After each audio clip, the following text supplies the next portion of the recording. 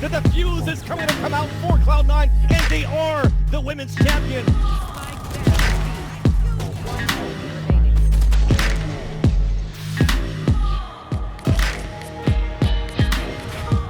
This is my story, presented by AT&T.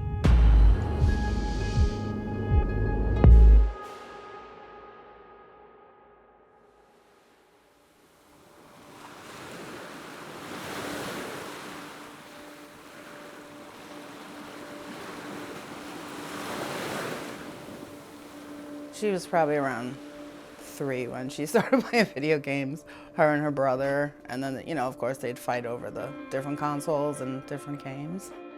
My son actually got her into Counter-Strike, and yeah, she really liked it from the get-go. I just stumbled upon CSGO. I was just looking at Steam, and then that's when we first started to play that together. I didn't play for too long because I wasn't very good. We played against bots a lot together. It was basically how it worked. And I just quit because I wasn't very good. I think shooters were definitely my first true love. I was addicted to Minecraft for a little bit, but that's like every kid. But then I got hooked on TF2, and then my brother showed me Counter-Strike, and I was really addicted to Counter-Strike. I have like 6,000 hours on that game or something over the course of the 5 years, so I was really addicted. So when I first started playing Counter-Strike, I was like stuck in silver for like a pretty long time, maybe like 200 games I was in silver. But I grinded through it, and then eventually I started climbing really quickly from like silver to Legendary Eagle, which is like one of the highest ranks. And then once I hit that, I started looking to play on teams. And then I played on different competitive teams, co-ed teams to begin with, and then I started playing on female teams. And then eventually I got signed to a team called Nemesis, which was an all-female team, and then after that I moved to a team called Anew, which was like my first actual like paid opportunity to play video games. So I would play in ESCA Open League. That was like the first like matches or like tournaments I would play in. And then eventually when I was signed to like female teams, we would play in all of the female-only tournaments. And we played in like IEM Katowice, and we played in some of the Dream Hacks for women. And we did pretty well in them. We were always like just below Dignitas and CSGO at the time, which were like the huge teams in female CS. So I went to ESL New York 2016, 2017, 2019, which were all big Counter-Strike events. And the first one in 2016, my parents and my brother actually like took me, like I like dragged them and begged them to take me to this event. Because at the time, like they didn't really know much about Counter-Strike. Like I wasn't very good at the time of going to this event. So I dragged them, and like they could see how like excited I was and how happy I was to like watch teams like Cloud9 and Navi and Virtus Pro and like all these insane teams. The first time I went to Barkley, I was very surprised how many, kids, young adults were there playing, and the merchandise, and just how they were all into it. Like how they knew all the players from all the teams, and people buying, the kids were buying jerseys for their favorite teams, and I couldn't believe, the things that you wave, and it was just amazing to me. I couldn't believe that the video game was that big of a deal, and it really was. Yeah, I was trying to like explain to my dad what was going on, and like my mom was trying to kind of understand like who they were watching and what was happening. Because it's like still kind of hard for them to tell like when you're observing like what player they're watching, like what team they're watching. Like they get really confused. So I've had to like explain it to them. Also, like you know how there's like X-ray in like observing events? They thought that the players could also see that for like the longest time. And I had to like explain like no, that's just like for the people watching, so you can see where everyone is. Not like the players can't see that, or else it'd be pretty like you're cheating. Yeah, I definitely think it helped them see like how big it actually was and how big esports actually was, to see like casters and like a bunch of fans like cheering on this team and like chanting USA and like stuff like that. I think it helped them sort of grasp like what I wanted to do when I told them like I'm playing on a competitive team and I'm signed to this organization. Like it really helped them like grasp what was really going on with me and what I was trying to achieve.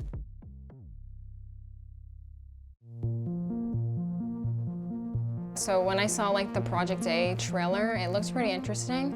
But I wasn't super sure if I wanted to switch to Valorant yet, because I was really happy playing Counter-Strike with my team. I wasn't super like obsessed with the idea of like abilities and stuff coming from CS, because we just had like flashbangs and like grenades and like normal stuff. I think the first aspect that made me interested in Valorant was like, I think I played Jet for the first time. That was like the first agent I tried. And I like updrafted and I was like, what is going on? And I thought that was really cool that there was like abilities, because I've never played like Overwatch or anything, or like any game that really had abilities besides like League of Legends. So it was pretty interesting to have like abilities that did all sorts of quirky stuff. I wasn't sure if I would be really good at like abusing the abilities or like using them at all. So that was a little bit tricky to like kind of understand what I was doing, but I kind of got the hang of it, so that was good.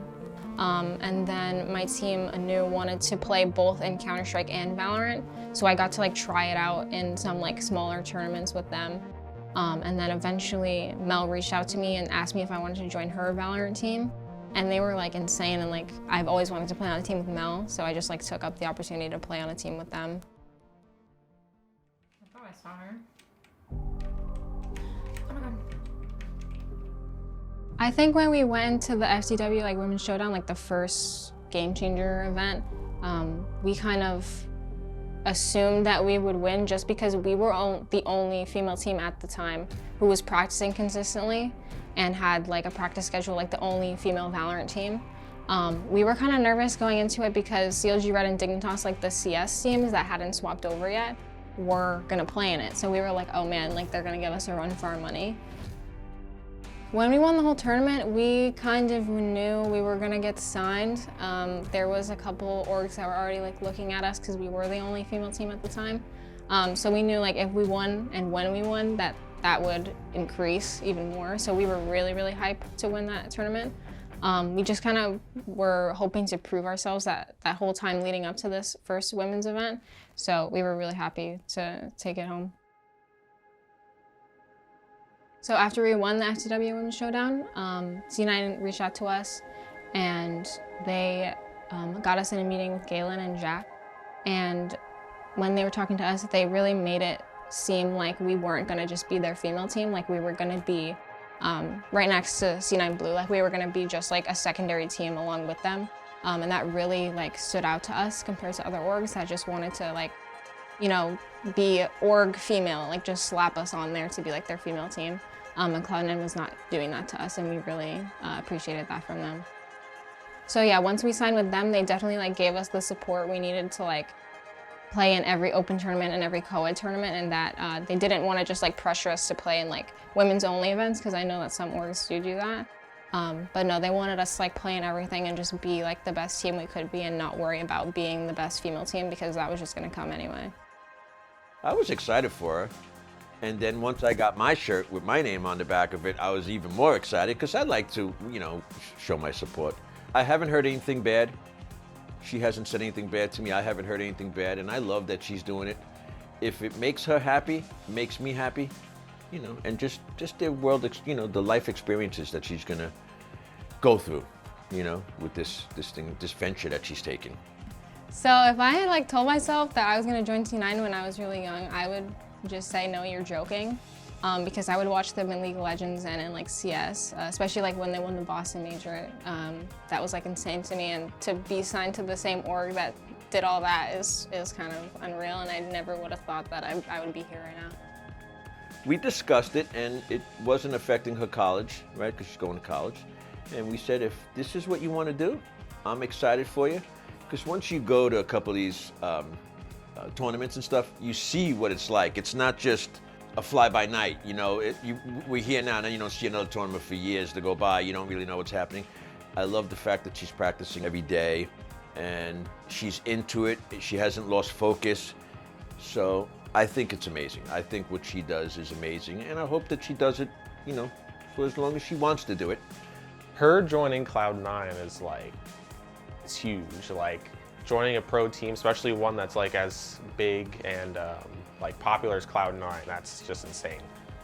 I'm really impressed with Cloud9 and the way they've treated her, and she's got all five of them are, you know, beautiful, intelligent women, and yeah, I'm very happy with Cloud9. Greg, you have the bomb again! You're trolling my game! No! Yeah, my goal right now is to just graduate while playing. I think eventually, if I am not competing anymore, I would like to be like a game developer for Riot or something. or potentially be like a streamer and do like content related things.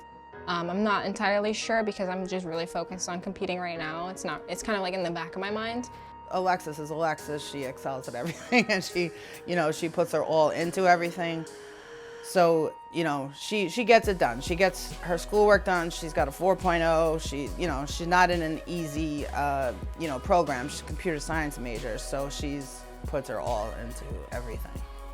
Yeah, that she really enjoyed it, and she really played to her full extent. She really wanted to win, and we hear that now even when she's practicing.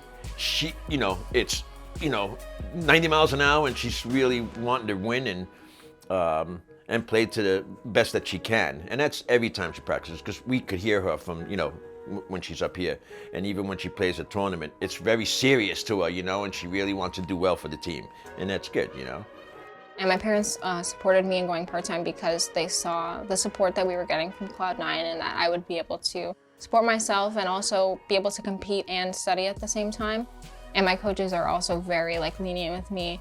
When I need to have time to study for an exam coming up or something like that, they're definitely really supportive and allow me to take breaks when I need to and not burn out because I am so busy. I would love to be able to play at a big LAN and have my parents there watching and be able to actually fist bump my teammates and have a good time and be able to win with a crowd watching us and cheering us on and everything. And to play not only at a women's event but play at a big tournament against co-ed teams and male teams. That would be insane if we got to play an event like that if we qualified.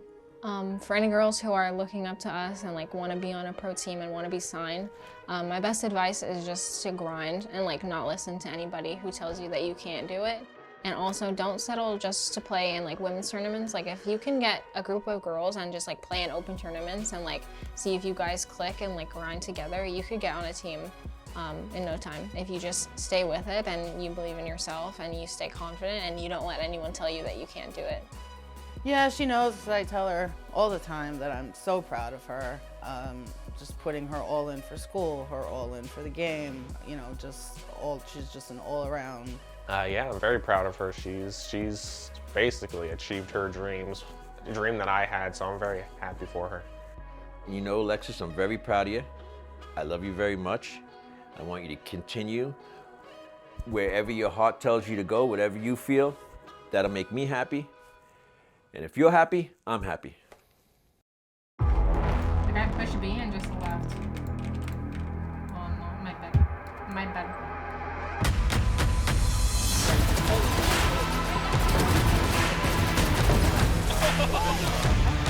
Shopify out on top. 3 frags across the board. Nice shots from Lori, but Alexis. Shopify, they're playing this together, trying to isolate these duels. Alexis has another. Khan's on 1 HP. She's up and over the top, but Alexis somehow pulls out the 1v4, keeps Cloud9 going. Oh no, it's going very wrong, and that's Alexis finishing it off, and that's Cloud9 with the thrifty.